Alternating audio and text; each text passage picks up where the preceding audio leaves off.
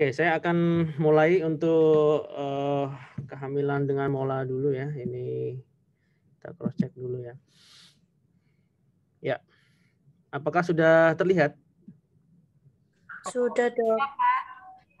Ya, ini adalah kehamilan mola hidatidosa ya. Kita sering sebut kehamilan ini juga hamil anggur gitu ya. Hamil anggur. Hamil anggur itu seperti apa? Apakah hamilnya berisi anggur? Tentu enggak ya. Tapi mirip ya dengan penampakan anggur tapi lebih kecil-kecil. Ya, untuk definisinya ini adalah penyakit proliferasi tropoblastik ya. Ya, gampangannya ini pertumbuhan abnormal sel telur yang dibuahi atau pertumbuhan tak terkendali jaringan plasenta. Nah, penampakan fisiknya aslinya seperti ini, yang sebelah kanan. Yang sebelah kanan ini ya. Ini kelihatan apa namanya? Ada seperti bubur mutiara justru ya. Nah, disinilah yang disebut kayak ini, kayak hamil anggur itu ya. Jadi kayak kecil gini ya. Isinya banyak sekali. Jadi di dalam rahimnya itu isinya ini semua ya. Nah, tapi nanti tergantung tipenya, ada yang tipe mola parsial, ada mola komplit, ada yang ada parsial itu ada yang ada janinnya begitu ya. Nanti kita lihat ya penjelasan di belakang. Nah, untuk prevalensinya ini di USA ini ada 1 tiap 1000 sampai 1500 kehamilan. Di Asia ini 15 kali lipatnya di AS ya. Kemudian di Jepang ini 2 tiap 1000 kehamilan. Di Timur Tengah ya kira yaitu satu tiap 120 kehamilan, dan usia lebih di atas lebih 35 tahun ini risiko 2 kali lipat, dan usia 40 tahun risikonya 7 kali lipat. Jadi memang kalau kita lihat di sini ras kita, ras Asia ini menjadi ras yang berpotensial untuk menjadi kehamilan anggur. Kenapa seperti itu? Ya tentu ini kita kadang nggak bisa jelasin ya kenapa kok ras-ras tertentu yang menderita sakit tertentu ya. Nah, kebetulan memang ini terjadi di Asia dan di Indonesia adalah di Asia. Dan yang perlu kita cek lagi adalah di umur ya. Umur ini semakin lama semakin bertambah umurnya, ini risikonya akan semakin meningkat gitu ya. Jadi untuk orang-orang yang hamil di atas 35 tahun, kenapa kok ini salah satunya adalah apa ya disebut sebagai kehamilan risiko tinggi ya, salah satunya ini ya bisa terjadi kelainan kehamilan anggur ini ya. Apalagi yang usianya lebih dari 40 tahun, jadi risikonya meningkat ya. Nah, penyebab tentu idiopatik ya, belum diketahui secara pasti ya. Nah, kelainan pada sel telur, keadaan abnormal di dalam uterus, defisiensi nutrisi tertentu ini masih menjadi kajian juga. Dan defisiensi protein, asam folat, karoten ini juga istilahnya disinyalir dari situ. Tapi memang pada kenyataannya penyebabnya idiopatik. Kita masih banyak sekali yang belum kita ketahui ya di dunia kedokteran ini. Nah, pada wanita yang kurang dari 20 dan ada yang lebih dari 40 itu risiko tinggi ya. Jadi kalau misalnya buat yang pasien-pasien yang di bawah 20 ya, seusia Anda sekalian ini juga berisiko tinggi kalau misalnya hamil gitu. Nah, diagnosisnya yang pertama adalah kehamilannya tentu ada discharge ya. Ada discharge, ada perdarahan vaginal.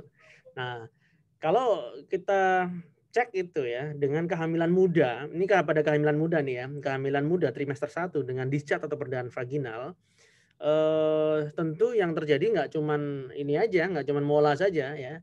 Tentu kita masih ingat ya di kuliah-kuliah sebelumnya ya, masih ingat bahwa di situ ada abortus ya. Bisa jadi di situ ada abortus, diferensial diagnosisnya. Bisa jadi itu ada kehamilan ektopik ya. Nah, pada mola ini tanda awalnya juga sama, yaitu terjadi discharge. Nah, discharge ini tentu harus digabungkan dengan yang kedua, yaitu pertumbuhan besar uterus grafik melebihi semestinya. Jadi katakanlah pada usia kehamilannya harusnya hitungannya baru 12 minggu, tapi TFU-nya itu setinggi pusat. Artinya lebih besar. Ya. Nah, ini adalah salah satu ciri kehamilan mola gitu ya. Lalu membedakannya dengan kehamilan kembar gimana? Kehamilan kembar kan bisa aja bisa aja dia lebih besar ya TFU-nya. Nah, yang bisa membedakan adalah nanti ketika ada pemeriksaan USG. Ya, oke, kita lanjutkan diagnosisnya hiperemesis biasanya lebih hebat ya. Hiperemesis gravidarum lebih hebat dibandingkan kehamilan biasa begitu ya. Dan ini berhubungan dengan kadar beta HCG yang tinggi ya. Kalau kita cross check beta HCG-nya tinggi sekali dibandingkan kehamilan normal itu lebih tinggi beta HCG-nya.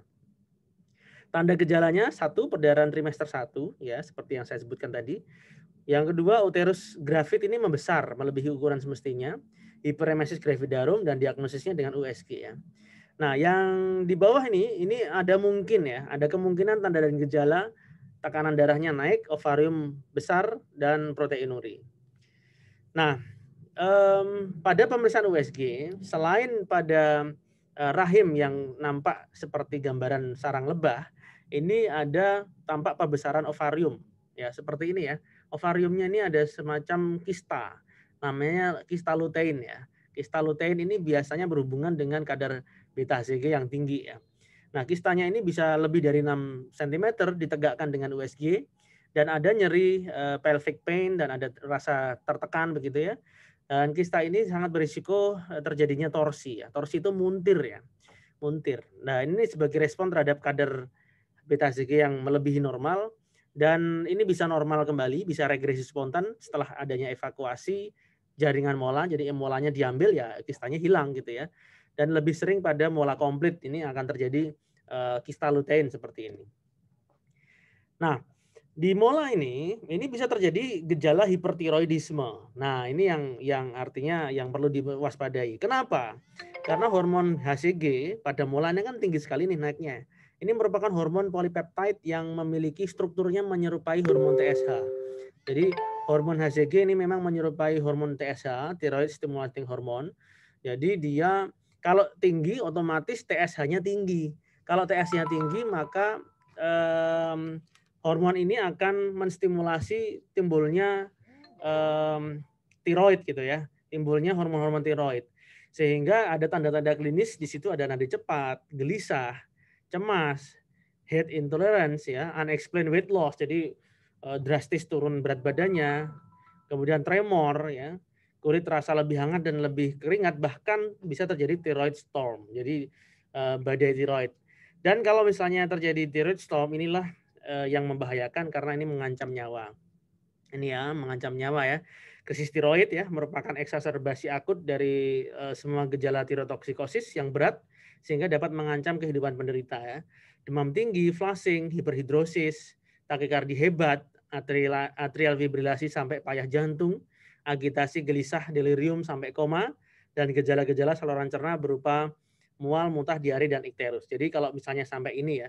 Jadi mola ini kalau misalnya tidak segera diatasi bisa terjadi hal-hal seperti ini dan bahkan mengancam nyawa. Oke, kalau kita bicara mola ini ada 3 ya. Aslinya 2 ya, komplit sama parsial tapi ada ketambahan twinning ya. Jadi kalau komplit itu apa? Mola komplit ini adalah mola yang diploid sifatnya paternal, 90% ini kalau kita cek ini 46XX dan 10% 46XY ya. Jadi terjadi bila ovum kosong ya dibuahi 2 sperma secara langsung. Emang bisa? Ya bisa, jadinya seperti itu dan ada kelainan begitu. Tapi aslinya kan satu ovum dengan satu sperma ya. Dan ini terjadi proses androgenesis, tidak terdapat bagian janin, jadi munculnya hanya tampak bubur-bubur mutiara semuanya ya. Dan risiko terjadi keganasannya juga tinggi. Ada risiko terjadi keganasan yaitu koriokarsinoma. Nah, kalau misalnya kita cross check di dalam USG ketika kita kita cek diagnosis ya. Di sini nampak seperti gambaran sarang lebah ya, seperti ini ya. Atau honeycomb appearance. Jadi seperti ini bentuknya. Jadi ada titik-titik bolong-bolong kecil. Ini seperti menyerupai sarang lebah. Ya, kita sering kalau ketemu seperti ini namanya honeycomb appearance. Kita lihat nih gambar yang sebelah atas juga seperti itu sama. Gambar yang sebelah atas yang kanan ini juga sama. Yang kiri juga sama. Jadi kalau misalnya kita bicara komplit mola, mola yang komplit itu seluruhnya ini berisi jaringan mola. Berbeda dengan mola parsial nanti ya. Kalau mola parsial itu ada tampak janinnya. Tapi di ari-ari di plasentanya juga tumbuh honeycomb appearance. Jadi ada tumbuh dua gitu, double. Nah, mola komplit ini tadi ya, secara anatomis dari USG nampak honeycomb appearance atau cluster of grapes ya. Makanya disebut kehamilan anggur itu dari situ tadi ya, kayak semacam sekelompok apa ya, grapes ya, anggur itu tadi ya. Nah, DNA paternal ini karena semua kromosom berasal dari sperma. Jadi ada 2 sperma tadi yang membawahi ya. Dan ada 2% yang berubah menjadi ganas ya, koriokarsinoma. Nah, mola komplit tidak terdapat di bagian janin ya, filicorialisnya membesar dan growth factor overexpression yang apa namanya yang berperan ini ya. CMYC epidermal growth factor CERB2 ya. Nah, yang kedua adalah mola parsial. Mola parsial ini kelainan juga, tapi ini kalau tadi diploid ya, yang mola parsial ini triploid, yaitu 69XXX atau 69XXY ya. Nah, fertilisasi ovum haploid dan duplikasi kromosom haploid paternal atau terjadi dispermia ya. Jadi memang kelainannya ada di situ dan beberapa kasus ini malah tetraploid ya. Memang istilahnya sebuah kelainan gitu ya. Sering terlihat bagian janin ya kalau mola parsial. Apakah janinnya akan sehat? Tidak. Ya, karena jaringan mola ini tidak sehat begitu ya. Tapi kelihatan janin gitu ya. Risiko keganasan itu ada ya, tetapi lebih kecil dibandingkan mola yang komplit. Nah, kita cek di sini ya. Ini gambar untuk membedakan antara kehamilan mola yang komplit atau parsial. Yang sebelah kiri ini ada parsial. Kalau parsial kita cek ini ya, ada jaringan mola ya sekelilingnya, tapi ada bagian janin di situ. Tapi janinnya nggak sehat. Saya pernah mendapatkan kasus juga seorang wanita G1-PNol A0 usia masih muda sesuai dengan faktor risiko tadi ya. Itu datang 16 minggu begitu. Nah, ari-arinya itu memenuhi uterusnya gitu dengan cepat. Kita pondokkan besoknya lagi lebih penuh lagi. Tapi nampak janin gitu. Jantungnya baik pada saat itu. Tapi kemudian janinnya akhirnya denyut jantungnya semakin lama semakin cepat dan akhirnya IFD dia 16 minggu. Yang terjadi akhirnya ya kita atasi kuretase molanya begitu. Nah, setelah dikuret mola akhirnya dia bisa normal lagi. Nah, yang sebelah kanan ini adalah kehamilan yang mola yang komplit ya. Mola komplit semuanya seperti bubur bubur mutiara atau hamil anggur seperti ini, tidak ada janinnya. Itu namanya mola yang komplit ya. Nah, yang twinning ini adalah kehamilan kembar yang satu mola komplit dan yang satu janinnya plasentanya normal. Nah, itu juga ada seperti itu. Ya, kehamilan dapat diteruskan selama status maternal stabil, tanpa perdarahan, tanpa tirotoksikosis ya, tidak ada gejala thyroid storm gitu ya, atau tanpa hipertensi ya. Tapi kalau memang ada hal-hal seperti itu, tentu terminasi di akhir kehamilan jadi solusi yang terbaik ya. Prenatal genetik diagnostik dengan sampling filicorianic atau amniocentesis untuk evaluasi karyotype janin ya. Jadi bisa di cross check janinnya ini normal apa tidak. Kalau memang itu janinnya tadi triploid ya, XXX atau XXY gitu ya, maka ini tegak sebuah mola ya. Kalau memang sebuah mola parsial tentu harus diterminasi. Tapi kalau samplingnya ini ternyata XX atau XY masih termasuk jaringan yang normal dan terpisah kantung dengan jaringan yang mola dan tidak ada tanda-tanda yang lain, tentu bisa diteruskan kehamilannya. Oke, ini contoh twin gestation, yang satu mola, komplit mola, dan yang satunya normal. Nah, ini tergantung ya tadi ya, kondisinya kalau memang baik semuanya bisa diteruskan kehamilannya. Untuk pemeriksaan lab, bisa di cross check beta HCG kuantitatif ya. Biasanya ini akan di atas 100.000, akan lebih tinggi sekali ya, pertumbuhannya cepat ya, topoblastik ya. Nah, laboratorium darah lengkap, fungsi penjendalan, koagulopati, fungsi hati, fungsi ginjal, fungsi tiroid ya. Kemudian serum inhibin A dan aktifin A. Nah, pemeriksaan imaging tadi sudah saya singgung di USG, standarnya ini ya, ada honeycomb appearance atau sering disebut juga snowstorm appearance ya, mengindikasikan filicorianic yang hidrofik ya.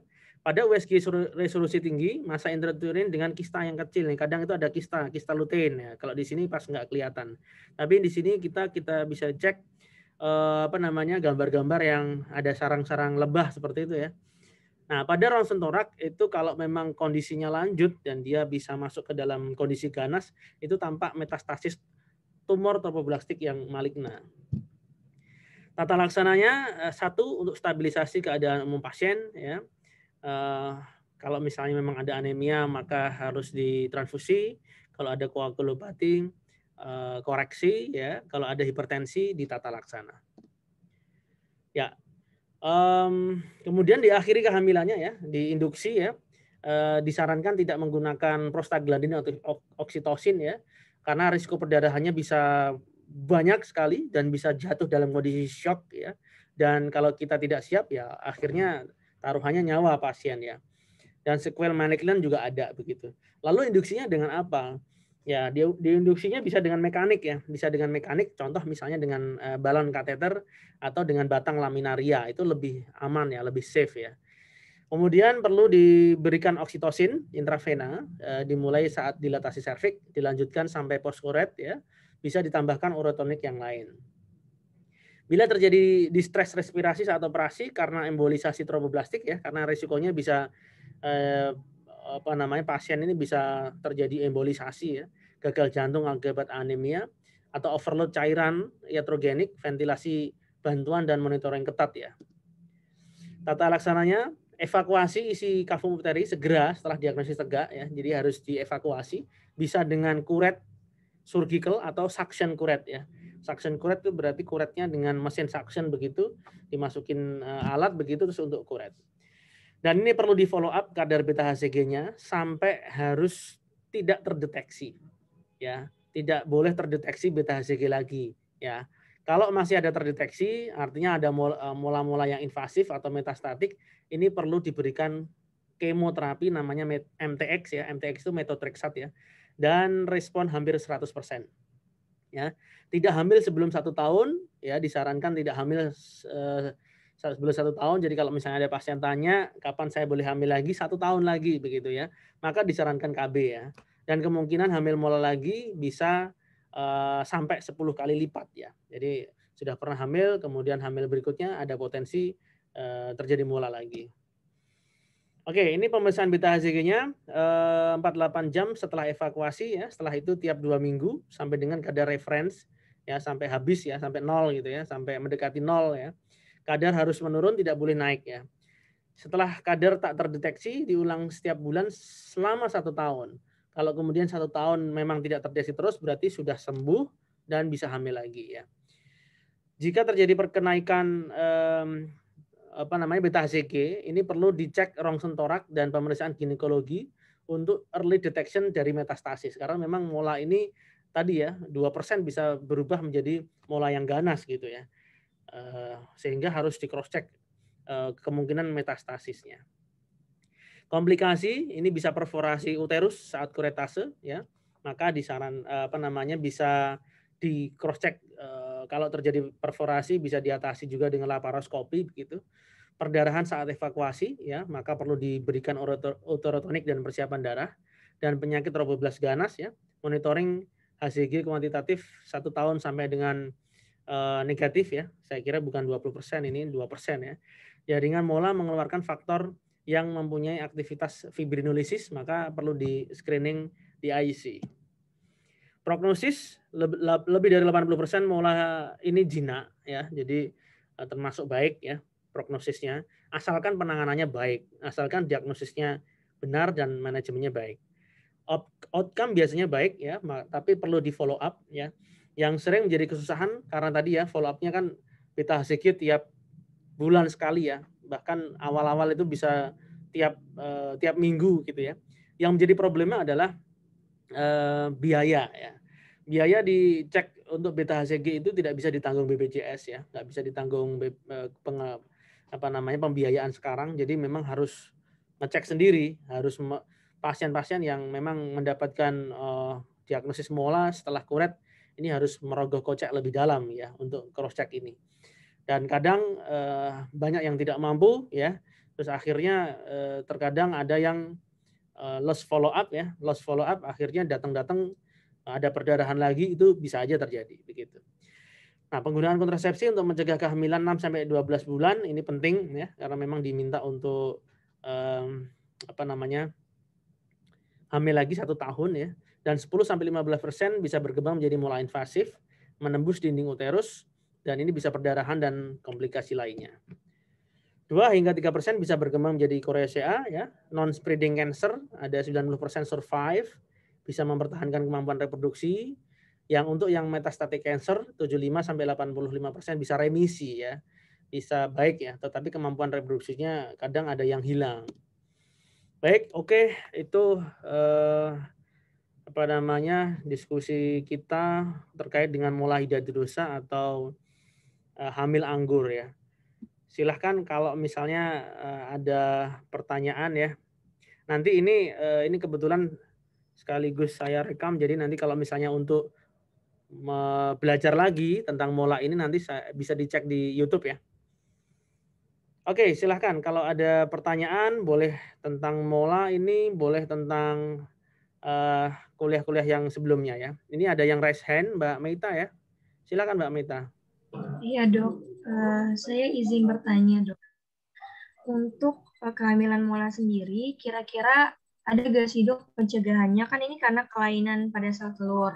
Nah kira-kira sebelumnya itu ada gak sih khusus untuk wanitanya gitu? Usaha yang dilakukan. Iya.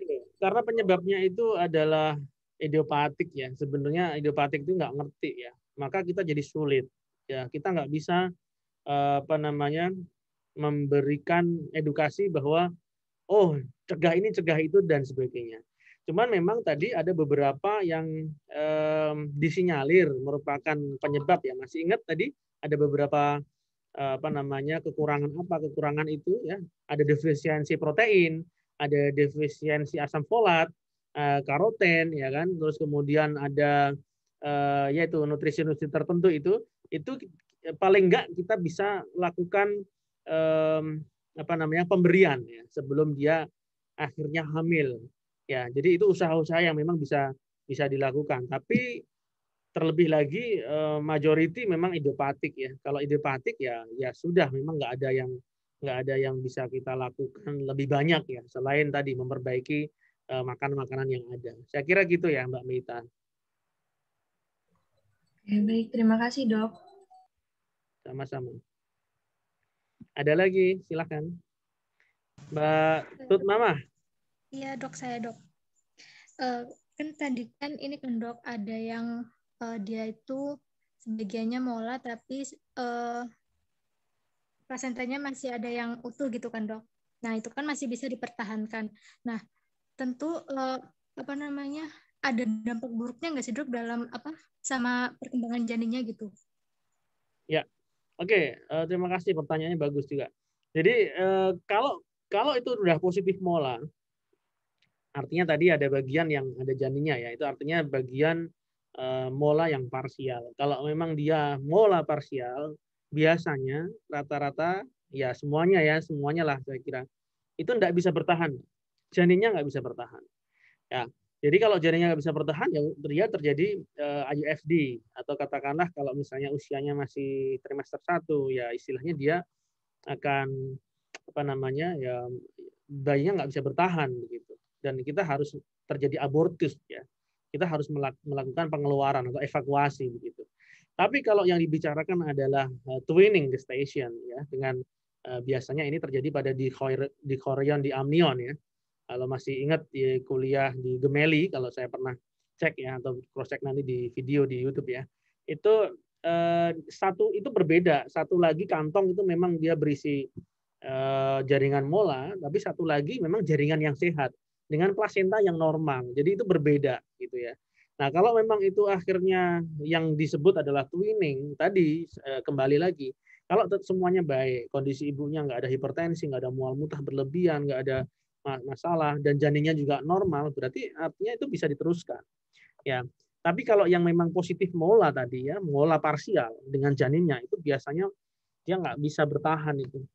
Dia nggak bisa bertahan dan biasanya terjadi kegawatan juga itu. Saya kira gitu Mbak Tut Mama. Terima kasih dok. Sama-sama.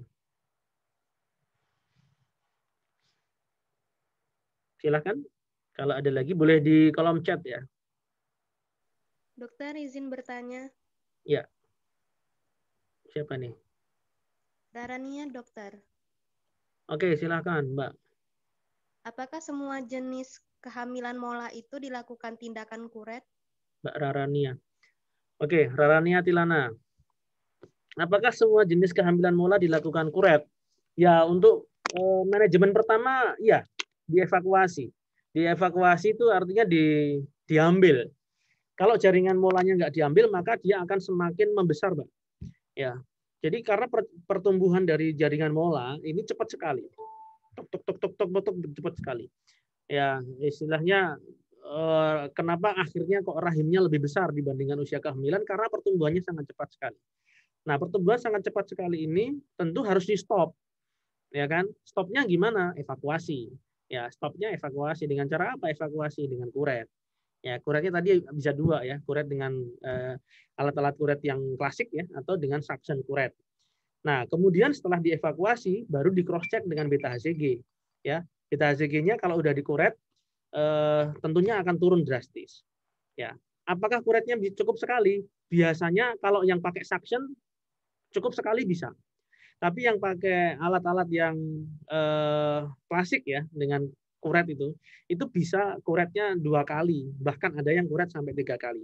Maka itu harus kontrol, periksa ulang ketat ya. Jadi setelah kuret misalnya katakanlah dalam minggu ini, maka minggu depan harus di cross check lagi dan kita edukasi kepada pasien harus jelas. Bisa jadi nanti dikuret lagi, dikuret ulang sampai bersih begitu. Jadi bisa seperti itu. Kalau bersih kemudian kita pantau USG kalau memang sudah bersih, kita pantaunya dengan beta HCG. Dari beta HCG kita cek apakah memang turun, ya harapannya turun.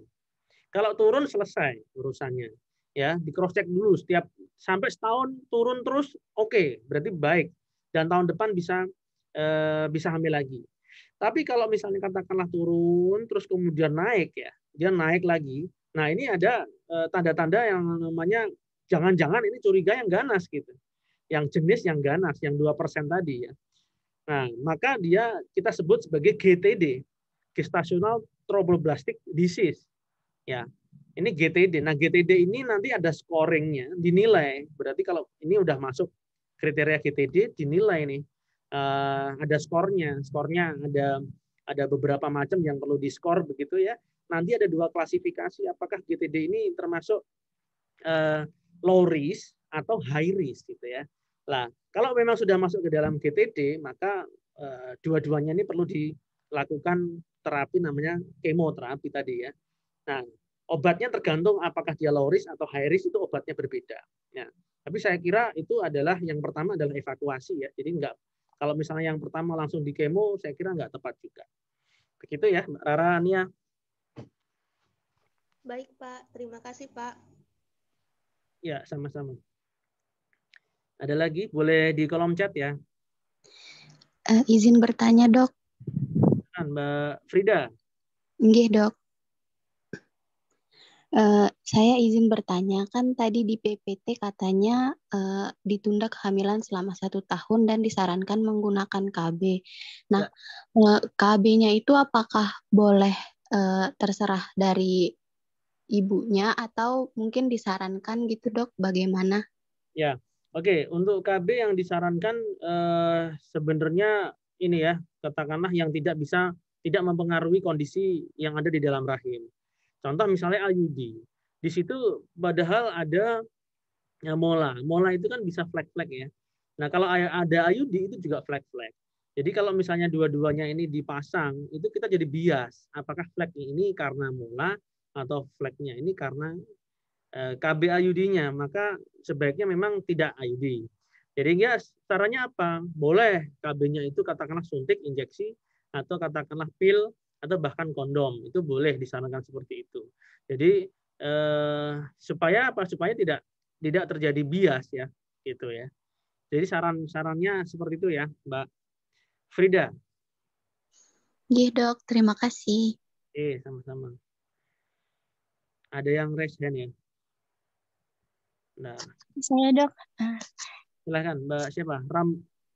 Ramda. Iya, saya Ramdayani dok, mau izin bertanya. Saya masih belum paham sama yang tadi yang twinning, yang satunya normal, yang satunya mola. Nah, yang itu kan masih bisa dipertahankan tuh, yang kalau misalnya tidak ada tanda-tanda yang membahayakan ibunya. Nah, itu salah satunya yang molanya dikeluarkan atau tidak dok? Enggak, ya istilahnya gini, artinya molanya jadi dia terresorpsi gitu ya. Artinya jaringan molanya enggak akan dikeluarin dulu. Kalau misalnya dikeluarin nanti bingung, Mbak. Ngeluarinnya kita kuret dua-duanya gitu, misalnya dikuret begitu ya. Padahal satu uterus itu ada dua itu kantong, nanti yang satunya ikut keluar gitu. Jadi ya sudah dibiarkan saja begitu ya. Jadi diteruskan sambil diobservasi kondisinya seperti apa. Ya, kalau memang akhirnya nanti kondisinya lebih ke arah kegawatan, ya janinnya biasanya janin yang sehat tentu akan tidak bisa bertahan ya. Kalau akhirnya janinnya nggak bisa bertahan dan akhirnya bisa fetal death ya, ya akhirnya dievakuasi semuanya. Begitu ya, Mbak. Baik, terima kasih dokter. Iya, sama-sama. Boleh nanya yang kemarin loh ya, nggak cuma mola aja nih yang sudah pada lihat video.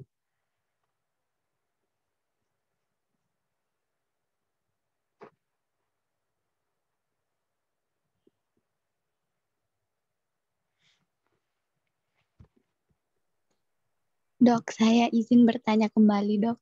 Ya, Frida. Tentang materi di kehamilan dengan asma kemarin dok. Ya.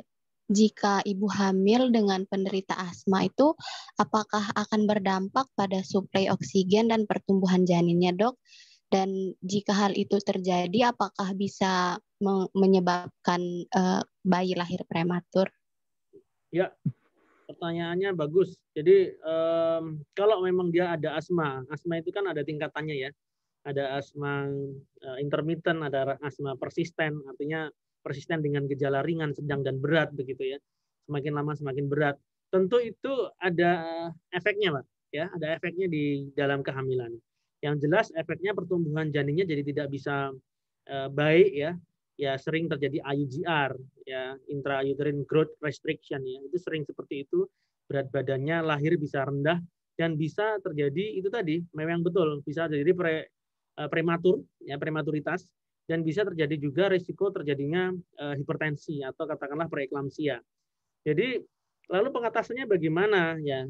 Jadi kalau misalnya ada penyakit-penyakit penyerta dari ibu, memang sebaiknya diatasi penyakit itu. Kalau memang asma ya diobatin ya. Kalau asma itu kan kambuh-kambuhan ya, dan ada riwayat alergi ya. Alergi tertentu tentu tidak bisa disembuhkan, tapi bisa dihindari. Misalnya ada alergi katakanlah karena debu ya, tadi ya sudah saya contohkan di video. Ya maka harus betul-betul menghindari dari itu supaya supaya tidak terjadi serangan ya. Kalau terjadi serangan tentu akan membahayakan ke janin, akan mempengaruhi janin ya kalau misalnya nggak disembuhkan, dan tentu akan risiko-risiko dan komplikasi seperti yang disebutkan tadi itu bisa terjadi. Begitu, Mbak Frida? Baik dok, terima kasih kembali dok. Oke, ini ada yang DM saya. Izin bertanya mengenai kelainan amnion. Oke. Apakah produksi air ketuban yang kurang atau disebut oligohidramnion itu bisa ditambah produksi air ketuban sendiri? Atau ada carakah untuk mempertahankan janinnya? Maksudnya gimana nih? Bisa ditambah produksi air ketuban sendiri. Jadi itu gini, produksi air ketuban itu kan mayoritas kalau sudah aterem kan memang dari urin ya. Kalau masih preterm atau midterm itu second trimester itu kan urin ada tapi sedikit ya, lebih ke arah difusi osmosis dari membran, dari plasenta itu malah lebih banyak di situ. Nah kalau terjadi kurang, ini sebenarnya adalah sebuah tanda ya, ini ada apa begitu ya. Kurang ini kenapa kok kurang? Harusnya normal-normal aja. Kenapa dia kurang? Nah Nah, kita harus cross check nih. Jadi screening pertama bayi sehat apa tidak itu salah satunya adalah dilihat dari volume cairan ketuban. Kalau volumenya itu memang kurang, apakah perlu ditambah kemudian? Contoh misalnya gini, misalnya ketubannya pecah sehingga kurang, apakah perlu ditambah? Tambahnya dari mana? Tambahnya bisa sih sebenarnya, ada teori mengatakan dari hidrasi itu bisa menambah. Hidrasi itu artinya ibunya ya minum yang banyak begitu ya, sehingga akhirnya ada produksi dari cairan ketubannya juga banyak begitu. Tapi kalau misalnya dia pecah ketuban, otomatis akan keluar lagi begitu. Nah, kemudian yang lain misalnya kelainannya, misalnya dia oligohidramnion karena IUGR. Nah, kalau ditambah dengan minum air banyak mungkin bisa juga.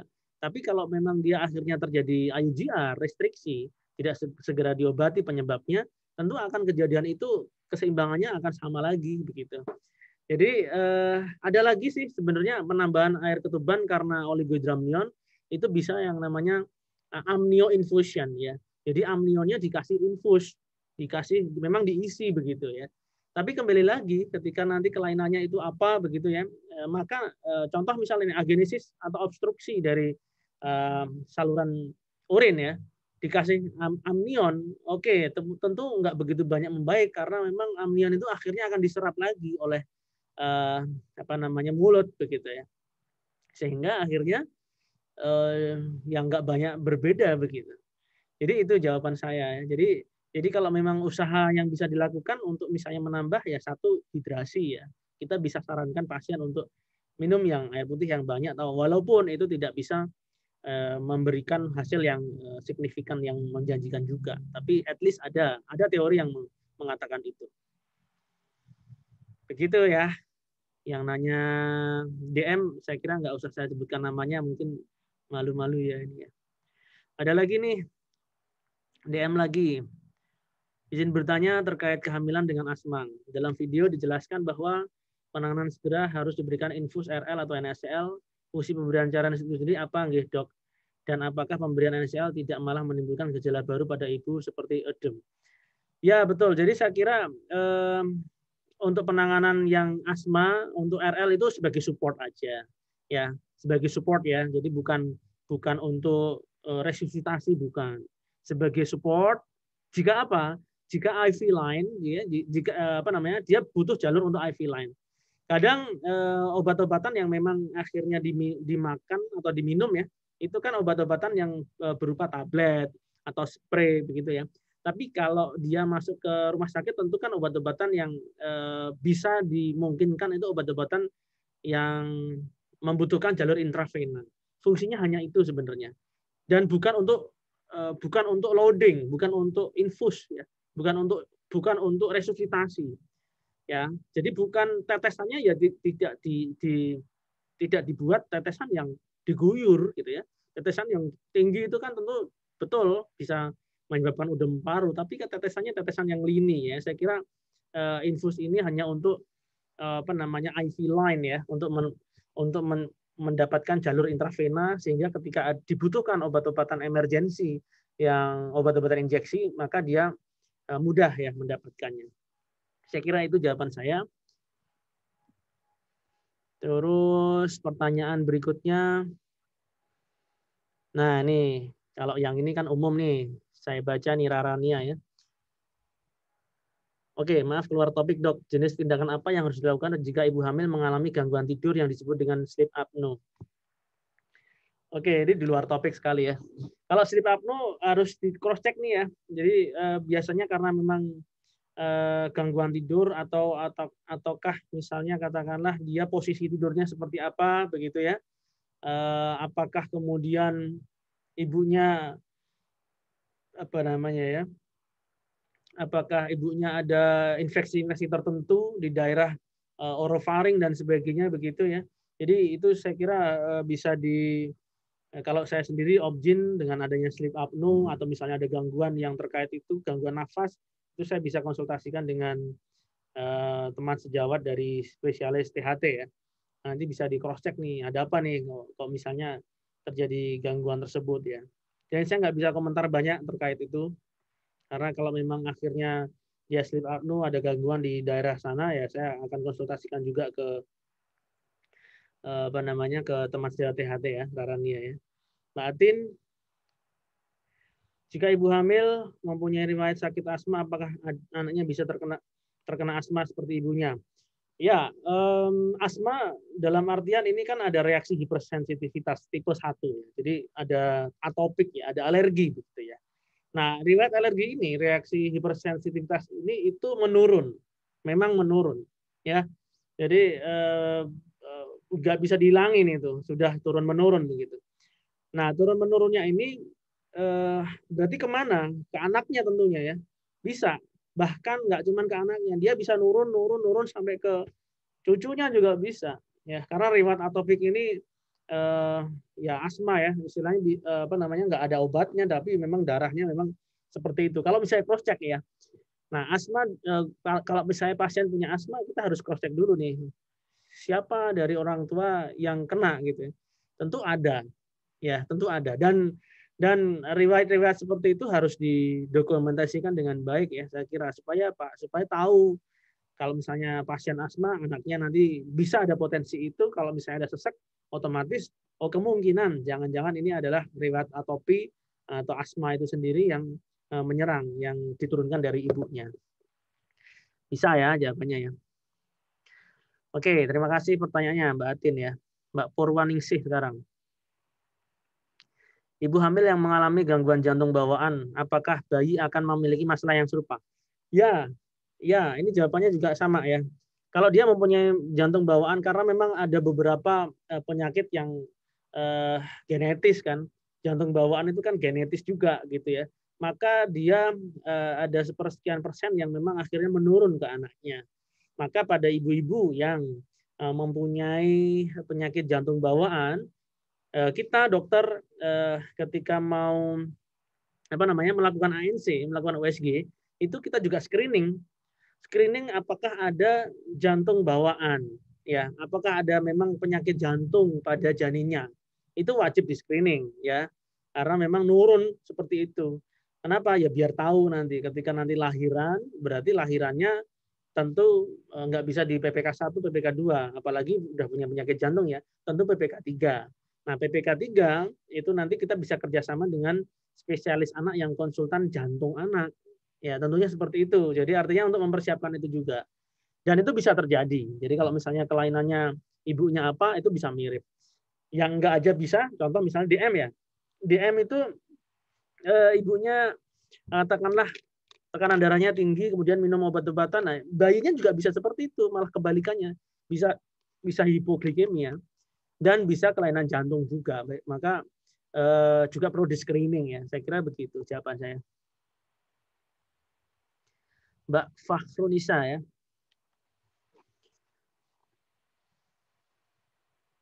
Oke, penyakit asma adalah penyakit keturunan, di mana ibu bisa menurunkan beratnya. Apakah ada cara untuk mencegah ibu menurunkan penyakit asma? Dan apakah penyakit asma diturunkan melalui kromosom atau bagaimana? Ya, saya kira nggak ada cara ya. Nggak ada cara untuk mencegah, itu nggak ada, karena memang ini faktor genetis ya, saya kira.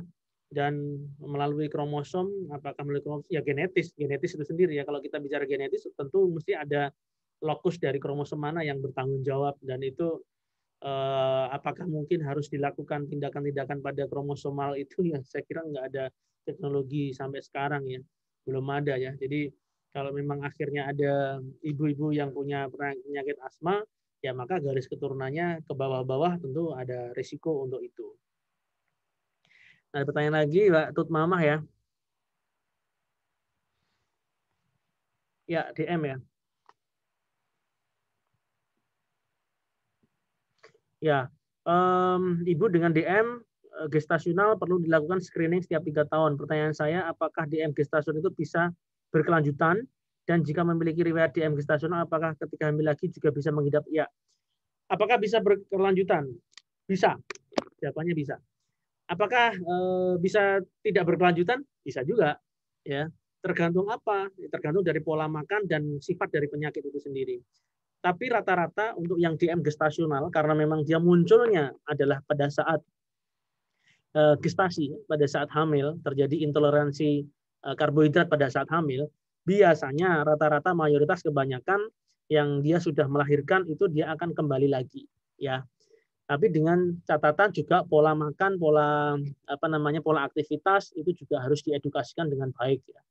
Kalau misalnya tidak, ya tentu dia akan punya potensi untuk berkelanjutan dan bahkan bisa berpotensi untuk terulang lagi, betul, terulang lagi pada kehamilan berikutnya. Jadi tetap edukasi pola makan, pola aktivitas juga harus diedukasikan dengan baik ya pada pasien-pasien tersebut. Oke, Mbak Rahimatur Rahmah. Pada kasus ibu yang asma yang ingin melakukan persalinan normal akan terjadi kambuh asma saat persalinan berlangsung. Nah, oke, untuk asma itu tidak dicetuskan dari persalinan.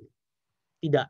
Jadi ketika nanti asma, ya dia punya riwayat asma, terus kemudian ketika bersalin kemudian dia tercetus untuk asma, tidak. Jadi asma itu tergantung dari alergennya apa.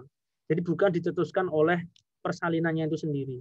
Kalau alergennya itu adalah misalnya tadi debu atau katakanlah dingin kan bisa ya. Itu kalau misalnya dia tidak kala dua pun, tidak persalin pun, itu bisa sesek kan. Nah, apalagi ketika nanti dia pada saat kala dua, tapi bisa orang yang kala dua terjadi serangan itu bisa, tapi bukan karena asmanya. Jadi asma ketika dia jadi kala dua, terus kemudian jadi sesek bukan, ya, tapi bisa terjadi ketika sesek, ketika kala dua dia sesek. Jadi bisa dibalik kebalikannya seperti itu ya. Lalu apakah kemudian asma itu harus sesar semua? Tidak, ya. Ya, makanya dari itu tergantung tadi alergennya. Kalau dia memang punya riwayat yang kambuhannya itu jarang, itu bisa kita normalkan asalkan tidak ada kontraindikasi obstetri. Jadi boleh, ya. Bahkan kalau perlu kita peringan ya, kala duanya kita peringan, kita bantu supaya cepat lahir. Contoh misalnya dengan vakum ekstraksi atau dengan forceps ya.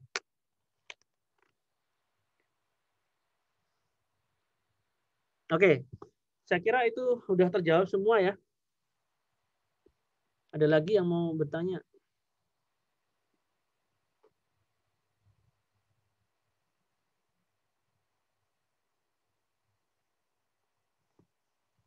Cukup ya kayaknya ya.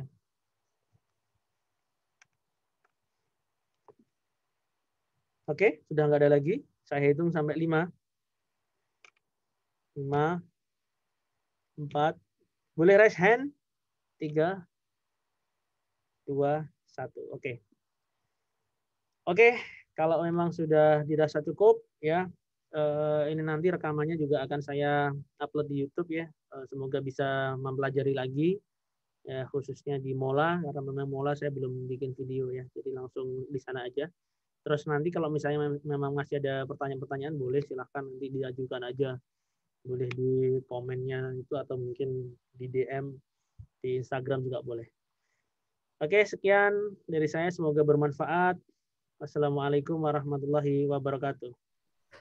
Waalaikumsalam. Waalaikumsalam warahmatullahi wabarakatuh. Waalaikumsalam warahmatullahi wabarakatuh. Terima kasih, dokter. Terima kasih, dokter.